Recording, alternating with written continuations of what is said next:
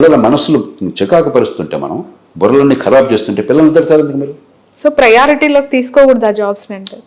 నేను చాలా పచ్చిగా చెప్తున్నాను. మళ్ళీ ఎక్కడో దూరంగా ఉన్న జిల్లా కలెక్టర్ కన్నా నేను కలెక్టర్గా చేశాను కాబట్టి ఈ మాట నేను చెప్పచ్చు. అందులో చాలా సమర్థంగా చేశానన్న పేరుంది. స్వతంత్ర భారతంలో ఎన్నదగ్గ పేరున్న అధికారులు 3-4 పేర్లు చెప్తే నా పేరు చెప్తారు ఈ దేశంలో. నేను చెప్తున్నాను అన్నమాట. ఎక్కడో దూరంగా ఉన్న కలెక్టర్ కన్నా మీ బాత్రూంలో తూముల పుడికి తీసే ప్లంబర్ చాలా మిన్న. కలెక్టర్ లేకపోతే మీ జీవితంలో నష్టం అని వచ్చింది. ఏ కుటుంబాన్ని ఆలోచించండి. మా కలెక్టర్ గారు వీళ్ళు లేరండి, లేకపోతే ఆయనకి పోస్టింగ్ వేయలేదండి, ఖాళీగా ఉందండి, నా బతుకు చంద్రవందన మనుషులు భారతదేశంలో ఉన్నాడా? మీ బాత్రూంలో తూముల పుడికి తీయకపోతే ప్లంబర్ లేకపోతే మీరు ఒక్కరోజు బతకగలరా? ఆ కంపుకి బాత్రూమ్కి వెళ్ళకుండా బతకగలరా మీరు? ఏది ముఖ్యం మనకి? మనకు కామన్ సెన్స్ ఉండాలి. ఏదో ఒక గ్లామర్ పెట్టేసి పెత్తనం చేసేవాడు చాలా గొప్పవాడు, నిజంగా పని చేసేవాడు, పనికొచ్చే పని చేసేవాడు తక్కువవాడు అనే భావన మన సమాజంలో మనం సృష్టించాం. కుల వ్యవస్థలో సగం వచ్చింది అది. కొన్ని నీచ వృత్తులు, కొన్ని గొప్పవి. పెత్తనం చేయడం, ఏ పని చేయకున్నా కూడా మనకి ఏం లాభం లేకుండా పెత్తనం చేస్తే వాడు చాలా గొప్పవాడు. ఇవి చాలా ప్రమాదకరమైన ఆలోచనలు. వాళ్ళు అవమానించమని అంటలా. బట్ సివిల్ సర్వెంట్లు కూడా ఇవాళ జనరేషన్ లో అలానే ఫీల్ అవుతున్నారు. మీరు సేవ చేస్తున్నాం, మనం నెత్తినెక్కించుకుంటే వాడు నెత్తినెక్కుతాడండి. ఓకే, నేను అందుకే చెప్తుంటాను. అప్పుడు ఈ ఉద్యోగాల కోసం పాకులాడేవాళ్ళు చెప్తుంటాను, తప్పులేదయ్యా. నిజంగా సమాజంలో 10 మందికి మంచి చేయాలని కోరికుంటే ఉద్యోగాలను సాధనంగా చేస్తున్నాం అంటే వెళ్ళండి. గ్లామర్ కోసం వెళ్ళొద్దు. ఒక గట్టి ఎఫర్ట్ చేయండి. అన్ని దానిలో పెట్టి పంచోష్ణాలకు చేసి 5 ఏళ్ళు 10 ఏళ్ళు దానికోసం తగలేసి ఎంతమంది అయినా సెలెక్ట్ అయ్యేవాడు ఎంతమంది. సెలెక్ట్ అయితేనేమో విజయ గర్వము, వికటాట్టహాసము, సెలెక్ట్ కాకపోతే పూర్తిగా నిరసపడిపోవటము, డిప్రెషను. ఇది సరైనది కాదు. ఇది సమాజానికి ఎన్నో రకాలుగా మంచి చేయొచ్చు. సెలెక్ట్ అయిన వాళ్ళు గర్వంతో తొలగిసలాడిపోకండి. సమాజానికి మంచి చేసే అవకాశం దొరికిందని వినమ్రతతో ప్రదర్శించండి. సెలెక్ట్ కాని వాళ్ళు జీవితం అంతా నాశనమైందని చెప్పని దేవదాసులాగా జగమేమాయ బతుకమేయ అని చెప్పి అనుకోబోకండి. ఏ పనైనా చేయొచ్చు. సమాజానికి పనికొచ్చి ఏ పనైనా గౌరవప్రదమైంది, గర్వంగా చేయండి. ఈ మాటలు చెప్పట్లా ఈ దేశంలో. మన సినిమాలు కూడా అదే పనిగా వాళ్ళు వీటి సెలెక్ట్ అవడం చాలా గొప్ప విషయం, వీటికి వెళ్ళడం చాలా గొప్ప విషయం, ఇలాంటి పిచ్చి ఆలోచనలు ప్రవేశపెడుతున్నాయి. డిగ్నిటీ ఆఫ్ లేబర్ లేదు. సమాజంలో పనికొచ్చే ఏ పని చేసినా కూడా గర్వంగా గౌరవంగా బతకొచ్చి తలెత్తుకునే అన్న విశ్వాసాన్ని కలిగించట్లా మనం. నేను అందుకని నాలాంటి వాళ్ళం నేను చెప్పే మాటలు చాలామంది రుచించకపోవచ్చు. జిల్లా కలెక్టర్ కంటే ప్లంబర్ మిన్న అన్న మాట ఎంత ధైర్యం కావాలి ఆ మాట చెప్పడానికి? ఆ మాట చెప్పడం జిల్లా కలెక్టర్ని అవమానించాలని కాదు, ప్లంబర్ని గౌరవించాలని చెప్పని, డిగ్నిటీ ఆఫ్ లేబర్ ఉండాలని చెప్పని. సమాజంలో 10 మందికి పనికొచ్చే ఏ పనైనా గౌరవానికి అర్హమైనది, అంతేగాని కుల వ్యవస్థలాగా కొన్ని గొప్పవే కొన్ని తక్కువని ఆత్మజ్ఞానంతో బాధపడబోకని చెప్పిన మాట మనందరి నుంచి మళ్ళీ మళ్ళీ మళ్ళీ జనంలోకి వెళ్ళాలి. ఆ తప్పు మనం చేస్తున్నాం. తల్లిదండ్రులుగా పిల్లల విషయంలో చేస్తున్నాం, సమాజంలో సోకాళ్ళు పెద్దలుగా సమాజం విషయంలో చేస్తున్నాం. ఒక పిచ్చిని మన మనసులో ప్రవేశపెట్టి తర్వాత మనం పిల్లల్ని తిడుతున్నాం. ఈ బాధ్యత పెద్దలు చేసుకోవాలి. రైట్ సార్, 2 రాష్ట్ర ప్రభుత్వాలు పనితీరు పైన మీ కామెంట్ ఏంటి? ఎట్లా పనిచేస్తున్నాయి? ఇక్కడ రేవంత్ రెడ్డి గారు ఖజానా లేదంటున్నారు, అక్కడ చంద్రబాబు నాయుడు గారు సూపర్ 6 అమలు చేయాలంటే ఖజానా ఖాళీ ఉంది మరి చెయ్యాలి అంటున్నారు.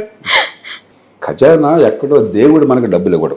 ఖజానాల డబ్బులు మన పన్నుల డబ్బుల్లోంచి వస్తుంది. అఫ్ కోర్స్ సంపద సృష్టిస్తాను అన్నారు ఎలక్షన్స్ టైంలో, బట్ ఇప్పుడు ఎందుకు ఖజానా ఖాళీ ఉందని చెప్పి? తెలంగాణ తీసుకోండి, రెండుకి వేరు వేరు రకాల సమస్యలు.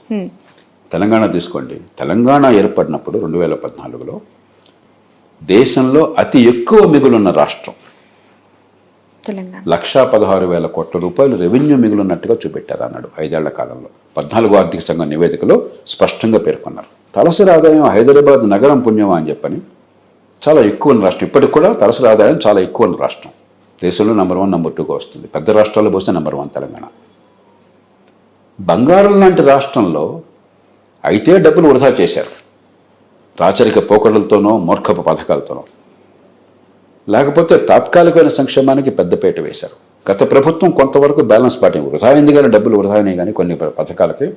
కాళేశ్వరం లాంటి పథకాలు డబ్బు ఖర్చు ఎక్కువ ఫలితం తక్కువ అని గట్టిగా వాదించిన వాడిని నేను, గొంతు విప్పినవాడే నేను. ఇప్పుడు మాట్లాడలేదు, ఎందుకంటే పని అయిపోయిన తర్వాత నష్టం జరిగిన తర్వాత మాట్లాడేందుకు?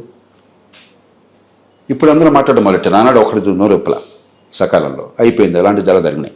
కానీ అయినా కూడా కొన్ని పొరపాటు జరిగినా కూడా సంక్షేమం అభివృద్ధి సమతూకం పాటించారు మొత్తం మీద. అందుకే హైదరాబాద్ నగరం కానీ తెలంగాణలో మరికొన్ని ప్రాంతాలు కానీ ఖచ్చితంగా మౌలిక సదుపాయాలు బాగుపడ్డాయి, పెట్టుబడులు వచ్చినాయి. ఇప్పుడు కాంగ్రెస్ వారు అధికారం రావాలని చెప్పని అడ్డగోలుగా కొన్ని కొత్త హామీలు ఇచ్చేశారు. నిన్న మొన్న పత్రికల్లో చూస్తే 31,000 కోట్ల రూపాయలు అప్పు తీసుకొచ్చి అప్పులు తీరుస్తున్నారు. మేము ప్రపంచాన్ని ప్రపంచంలో అనితర సాధ్యమైన రీతిలో అద్భుతాన్ని సాధించామని ప్రకటన తెచ్చుకుంటున్నారు. ఏ సంకేతం ఇస్తున్నాం మనం? నేను నిర్మోహటంగా అడుగుతున్నాను, ఏ సంకేతం ఇస్తున్నాం మనం? డబ్బులు సకాలంలో కడితే నువ్వు మూర్ఖుడివి, ఎగ్గొడితే నువ్వు చాలా తెలియగలవాడివి, నువ్వు ఎగ్గొట్టిన డబ్బులకు నేను అందరూ మాఫీ చేస్తాను, సకాలంలో కట్టే నీ కర్మ అంటున్నాం. ఎలక్షన్ల ముందు మీకెందుకు రుణాలు తీసుకోండి, ఈ నాయకులు చెప్పారు, రుణాలు తీసుకోండి మేము రాగానే మాఫీ చేస్తామని చెప్పారు. ఇదే మన సమాజంకి ఇచ్చే సంకేతం? ఏ రకంగా ఈ సమాజాన్ని పనికొస్తుంది చెప్పండి, గుండె మెచ్చి చేసి చెప్పండి నాకు. రేపు పొద్దున మళ్ళీ రైతులకు రుణాలు అడ్వాన్స్ ఇస్తాడా? ఈ రైతులంతా అవసరమైతే మార్కెట్లోకి వెళ్ళి హెచ్చు వడ్డీలకి, యుజూరియస్ రేట్స్కి ప్రైవేట్ దగ్గర రుణాలు తీసుకోవాలి. అవి కట్టకపోతే మళ్ళీ ఇంకొక ప్రాబ్లం. కాబట్టి మనం రైతుల పేరు చెప్పి రైతుల భవిష్యత్తు ధ్వంసం చేస్తున్నాం, సమాజాన్ని నాశనం చేస్తున్నాం, ఆర్థిక వ్యవస్థని పతనం చేస్తున్నాం. ఒక ఉదాహరణ ఇది. కాబట్టి ఈవేళ తెలంగాణలో తెచ్చిపెట్టుకున్న సమస్యలు స్వయంకృతాపరాధము. బంగారం లాంటిది మన చేతుల్లో ఉంటే దాన్ని ఉపయోగించుకోవటం కాకుండా మాకు అధికారం వస్తే రాష్ట్రం సర్వనాశనం పర్లేదని వ్యవహరిస్తున్నారు. ఇప్పటికైనా మేలుకోకపోయినట్టయితే పచ్చటి రాష్ట్రంలో మీరు చుచ్చుపెట్టిన వాళ్ళు అవుతారు. కానీ బయటపడడం తెలంగాణలో సాధ్యం. ఎందుకంటే హైదరాబాద్ బంగారు గుడ్డు పెట్టే బాతు. దీన్ని చంపకుండా ఉంటే, కాపాడుకోవాలి, విపరీతమైన అవినీతి వల్ల కానీ, అసమర్థత వల్ల కానీ, మూర్ఖ విధానాల వల్ల కానీ దీన్ని చంపకుండా ఉంటే తెలంగాణను కాపాడుకోవచ్చు. కానీ ఊరికే దేవుడా దేవుడు అని చెప్పిన గాల్లో దీపం పెడితే కాపాడబడేది కాదు.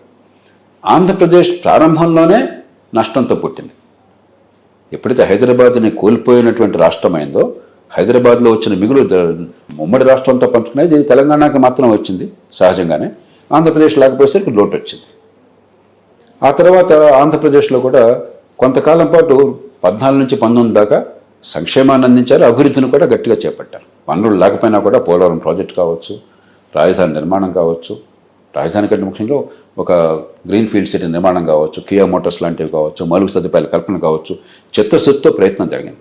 కొన్ని పొరపాట్లు రాజకీయంగా దొరికినా కూడా 2014 నుంచి 19 దాకా జరిగితే 2019 నుంచి అసలు అభివృద్ధి అంటే పాపము, సంక్షేమమే పరమార్థము, సంక్షేమమే పరిపాలన. అభివృద్ధిని అడిగితే వాడు పెత్తందారు, ఇది వర్గ పోరాటము, పేదలకు అభివృద్ధి ఎందుకు, పేదలకు రోడ్లు ఎందుకు, పేదలకు మౌలిక సదుపాయాలు ఎందుకు, మేము ఫ్రీగా ఇస్తున్నాం కదా, నెలలా బ్రహ్మాండంగా ఇస్తున్నాం కదా అన్న ఒక విచిత్రమైనటువంటి ప్రమాదకరమైన వాదన తీసుకొచ్చారు.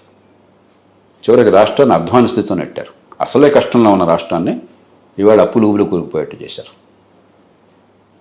కాబట్టి ఈవేళ మళ్ళీ ఒకసారి సంక్షేమానికి అభివృద్ధికి సమతూకాన్ని పాటిస్తూ, పొదుపరితనాన్ని పాటిస్తూ, ఇతరులను చూసి తెలంగాణను మరో రాష్ట్రాన్ని చూసి లేని డబ్బులు ఖర్చు పెట్టడం కాకుండా మౌలికమైన క్రమశిక్షణ పాటిస్తూ మౌలిక సదుపాయాలను బాగు చేసి పెట్టుబడులను ప్రోత్సహిస్తే అయినా 3-4 ఏళ్ళు కనీసం పడుతుంది, ఒక 5-6 ఏళ్ళు కూడా పట్టచ్చు ఒక గాడిన పడడానికి.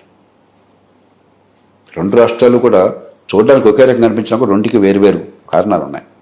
దాన్ని బట్టి మన పరిష్కారం ఉంటుంది. ఖచ్చితంగా అభివృద్ధి అనేది పూర్తిగా గాలి కొదిలేయటం వల్లనే గత ప్రభుత్వం ఇలాంటి పరిస్థితిని ఎదుర్కొంది. ఆంధ్రప్రదేశ్లో అభివృద్ధి అంటే పాపం అన్నట్టుగా మాట్లాడారు. ఇది చాలా విచిత్రం. దేశంలో ఎప్పుడు జరగదు ఇట్లా. అభివృద్ధిని అడిగితే వాళ్ళంతా కూడా డబ్బున్న వాళ్ళు అడుగుతున్నారు, మీకెందుకు అభివృద్ధి? అది ధనికుల కోసం, డబ్బున్న వాళ్ళ కోసం అభివృద్ధి, పెత్తందారుల కోసం అభివృద్ధి. ఇది వర్గ పోరాటం, మేము మీ వర్గం కోసం ఉన్నాం. చాలా విచిత్రమైన ప్రమాదకరమైన భాషను వాడారు, ప్రమాదకరమైన ఆలోచనలు పెట్టుకున్నారు, ప్రమాదకరమైన చర్యలు చేపట్టారు. పేదలకి పెత్తందారులకి పోరు అని చెప్పి ఒక స్లోగన్ కూడా. ఇంతకంటే మూర్ఖమైన వాదన, మళ్ళీ స్పష్టంగా విస్పష్టంగా చెప్తున్నాను, ఇంతకంటే మూర్ఖమైన వాదన మరొకట్లేదు. ఎందుకంటే మూర్ఖమైన వాదన మనకు ఇప్పుడు ఇతరుల పట్ల ద్వేషాన్నో లేకపోతే అసూయను పెంచడం చాలా తేలిక నిమిషంలో. కానీ ప్రపంచంలో ఎక్కడ అలా చేసినా కూడా ఆ దేశాలు సర్వనాశనం అయిపోయినాయి. ఆనాటి సోవియట్ యూనియన్ చూడండి, ఈనాటి ఉత్తర కొరియా చూడండి, క్యూబా చూడండి, వెనిజువేలా చూడండి, మరో దేశాలు చూడండి. ఇవన్నీ కొత్త విధానాలు కాదు, గతంలో చేపట్టారు.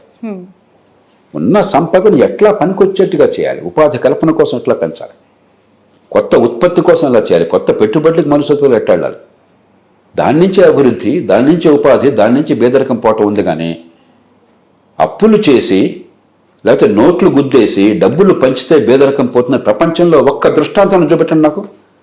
అదే నిజమైతే అప్పులు చేసి నోట్లు గుద్దేసి డబ్బులు పంచితే పేదరికం పోయితే ప్రపంచంలో పేదరికం ఎందుకు ఉంటుందండి? 5 నిమిషాలు. ఇది 5వ తరగతి పిల్లలు చెప్పే మాటలేదు, ఆ స్థాయి ఆలోచన ఇది. పాపం పిల్లలకు తెలియక డబ్బులు అదే పనిగా ముద్రించేసి పనిచేస్తే బెదరకపోతున్నాం అనుకుంటారు. పిల్లల విషయంలో అనుకోవటం ఆశ్చర్యపడినాం. నాయకుడు అనబడేవాడు, అధికారి అనబడేవాడు ఇంగిత జ్ఞానం ఉందనుకున్నటువంటి గాడిద అప్పులు చేసి డబ్బులు పంపిణీ చేస్తే బేదరికం పోతుంది అనుకుంటే ఆ మాట ప్రజల ముందు ప్రచారం చేస్తే అంతకంటే మూర్ఖత్వం ఇంకేమైనా ఉందా? అంతకంటే అజ్ఞానం ఇంకేమైనా ఉందా? అంతకంటే మోసం ఇంకేమైనా ఉందా? బట్ సార్ ఆ సంక్షేమ పథకాల గురించి మాట్లాడుకుంటే ఇప్పుడు కూడా ఈ కూటమి ప్రభుత్వం Sun, celebrating 20 years of excellence in education. Come, join us.